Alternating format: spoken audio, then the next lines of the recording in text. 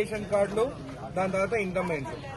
అమ్మ కొంతమంది ఏదేదో మాట్లాడుతున్నారంటే ఆ ముందొచ్చిన లిస్టే వాళ్ళకి అనేది కాదు. ముందొచ్చిన లిస్ట్ ఏంటంటే ప్రజాపాలనలో కొన్ని పేర్లు పెట్టుకున్నారు, కొన్ని మిస్ కూడా అయినాయి.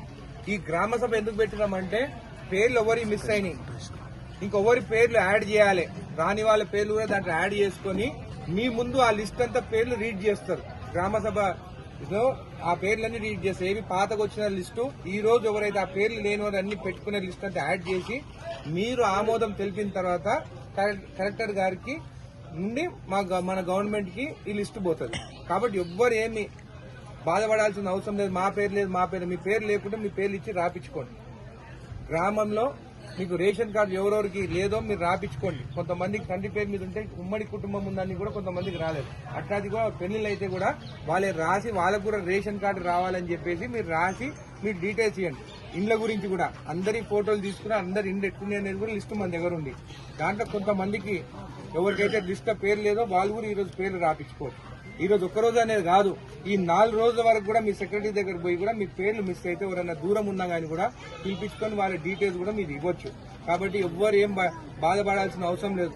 గత ప్రభుత్వం ఎట్లుండే, ఎలక్షన్లు రాగానే లిస్టు తీసుకొని మీ ఇంటికి వచ్చి మీకు ఇల్లు ఇస్తాము ఓటేయండి అని అనేది. కానీ ఈ రోజు ఈ ప్రభుత్వంలో గ్రామ సభలు పెట్టి పేర్లు లేని వాళ్ళు కూడా పేర్లు రాయండి, ఇక్కడ ఏమైనా కానీ మేము ఏ పార్టీ అనేది కూడా చూస్తలేం.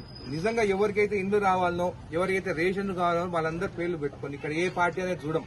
లేని వాళ్ళకి ఖచ్చితంగా ఇస్తాము. మీరు ఖచ్చితంగా మీరు ఈరోజు ఉండి మీ పేర్లు రాపించుకొని ఇంద్రమ్మ కమిటీ మెంబర్స్ కూడా మీకు చెప్తున్నాను, కమిటీ మెంబర్స్ కూడా మీరు ఇంటింటికి పోయి లేను రాకుంటే కూడా వాళ్ళ పేర్లు చెక్ చేసి రాపియండి. రాపిచ్చి ఈ రోజు గ్రామ సభలో ఆమోదం తెలిపితే ఆ లిస్టు ఫైనల్ అవుతుంది. ఆ లిస్టు రేపు ఏదైతే ఫైనల్ అయిందో కూడా గ్రామ పంచాయతీ నోటీస్ బోర్డు పైన కూడా అతికేయమని చెప్తాను. అప్పుడు మీకు ఎవరెవరి పేర్లు మిస్ అయినా కూడా దాంట్లో యాడ్ అయిపోయి ఉంటుంది. కాబట్టి మీరు ఈ రోజు మొత్తము ఎవరెవరి పేరు రాని ఆ పేర్లంతా మీరు రాపించుకొని ఇంద్రమ్మ కమిటీ వాళ్ళు కూడా మీకు అందరు కూడా ఎవరు మిస్ కాకుండా చూసుకోని చెప్పి తెలియజేస్తూ, ఇంకా ఇంద్రమ్మ ఇండ్లు మొత్తం ఫస్ట్ ఇండ్లు ఎవరైతే కూలిపోయినాయో వాళ్ళకి ఇవ్వాలి మనం. దాని తర్వాత రేకులు ఇల్లు ఉండేటప్పుడు వాళ్ళకి.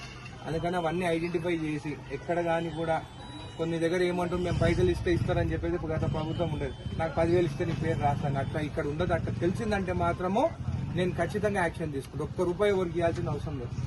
రేషన్ కార్డులు గత 10 సంవత్సరాల నుంచి ఒక్క రేషన్ కార్డు రాలేదు. మళ్ళీ సన్న బియ్యం ఇవ్వబోతున్నాం. ఇది మంచి అవకాశము. మీరు అందరు పేర్లన్నీ రాపించుకోండి. రేషన్ కార్డు లేని వాళ్ళకి అందరికీ నేను రేషన్ కార్డు ఇప్పిస్తాను, దగ్గరుండి ఇప్పిస్తాను.